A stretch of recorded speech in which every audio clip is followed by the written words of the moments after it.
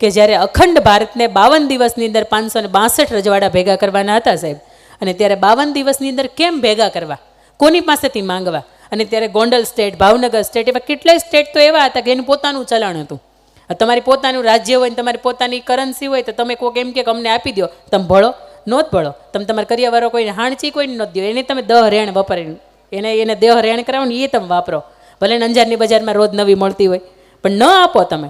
ત્યારે કૃષ્ણકુમાર સિંહજીને પાસે સરદાર વલ્લભભાઈ પટેલ જાય છે ને એવું કહે છે કે બાપુ આપ 1800 પાદરના ધણી છો અને સૌથી મોટું રજવાડું તમારું છે, અને સૌરાષ્ટ્રની અંદર ત્યારે 222 જેટલા રજવાડા હતા. તો કે 1800 પાદરના ધણી છો ને તો તમારે તમારું રજવાડું છે ને એને અખંડ ભારત માટે આપવાનું છે, ને પહેલી આહુતિ તમારે આપવાની છે. ત્યારે કૃષ્ણકુમાર સિંહજી એક પણ ક્ષણનો વિલંબ કર્યા વિના એક સિગ્નેચર કરી આપે છે ને લખી આપે છે. હગા ભાઈ પાસે એક શેઢો માગવા જાય ને તોય ન આપે.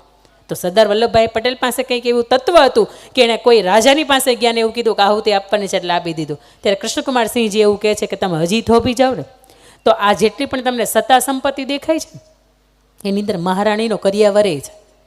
વિજયાબા, કુંવરબા, સાંઈબા ગોંડલના જે દીકરી હતા રાજકુમારી, એમના ઘરે હતા, એટલે કે એમનો કરિયાવરે છે. હું એમને પૂછી લઉં કે શું કરવું છે એનું, એને જો તમારી સાથે આપી દેવો તો મારી ના નથી, પણ એના પૂછ્યા વિના મારું કામ થાય નહીં.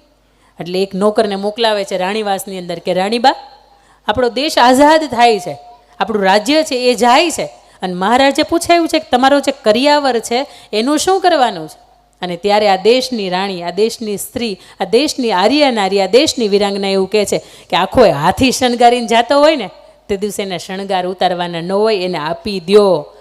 અને આ પત્ની તરીકે જ્યારે 4 ફેરા ગોર મહારાજ ફરાવે ને તો સૌથી ફેરો હોય ધર્મનો, પછી અર્થનો, પછી કામનો ને પછી મોક્ષનો. સૌથી પહેલો ધર્મનો ફેરો હોય. અંદર એવું કહે છે કે પતિદેવ જ્યારે પણ કોઈ ધર્મના કામની અંદર આહુતિ આપતા હશે ને તો હું એ આહુતિ આપવા માટે હાથ એનો પકડી રાખીશ, એનો હાથ પાછો ખેંચી નહીં લઉં. આમાં ઘણા ભાઈઓ હશે ને એમ થતું હશે કે આપણે 2,51,000 આપણે આપણા નામના લખાવી દઈએ, પત્નીના જ નામ ઉપર કે બાના કે મમ્મીના જ નામ ઉપર લખાવાના હોય, છતાં એમ કે 2,51,000 ન્યા આપવા ને કે તમને એક હાર કરાવી દો.